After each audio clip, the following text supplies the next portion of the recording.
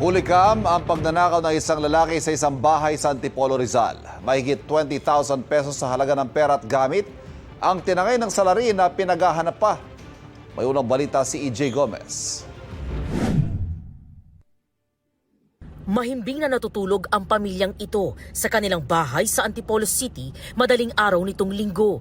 Hindi nila namalayan na isang lalaki ang nanloob na sa kanilang kwarto. Kinuha niya ang sling bag sa gilid ng kama at isinilid ito sa kanyang shorts. Kinuha niya rin ang isa pang bag, saka lumabas ng kwarto at tumakas. Kinaumagahan na nalaman ng pamilya na nawawala ang ilan nilang gamit. Yung kapatid ko po may pasok po sana yon.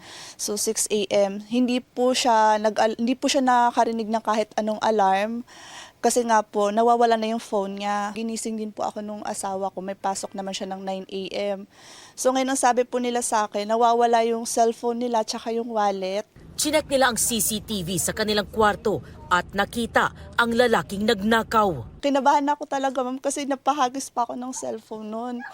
Tapos sabi ko sa kanila, may nakapasok. Sabi ko may tao sa bahay. Natangay rin ang bag ng kapatid ni Mary Rose na may lamang cellphone, wallet at portable fan. Naiwan daw ng lalaking nagnakaw ang isang maliit na pala. Ang tatlong bag na ninakaw na-recover sa kalsada malapit sa bahay ng mga biktima ayon sa pamilya. Pero wala na ang mga perang laman nito na aabot sa mahigit 10,000 piso. Ang wallet ng kapatid ni Mary Rose, ibinalik naman daw ng isang nangangalakal ng basura sa kanilang lugar. Wala na rin daw ang perang pambaon sana sa eskwela, tanging mga ID na lang ang natira.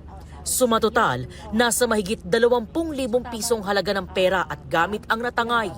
Ayon sa Barangay Mayamot, residente ng Barangay Mambuga ng sospek na dati na raw sangkot sa mga insidente ng akit bahay, carnapping at pagnanakaw sa Antipolo City. Nakita siya sa CCTV, sumuko na lang siya para hindi na siya ma-hotlist sa mga kapulisan namin. Viral na siya, kaya hinahanap na talaga siya ng kapulisan. Patuloy na hinahanap ng mga otoridad ang salarin na mahaharap sa reklamong theft. Ito ang unang balita.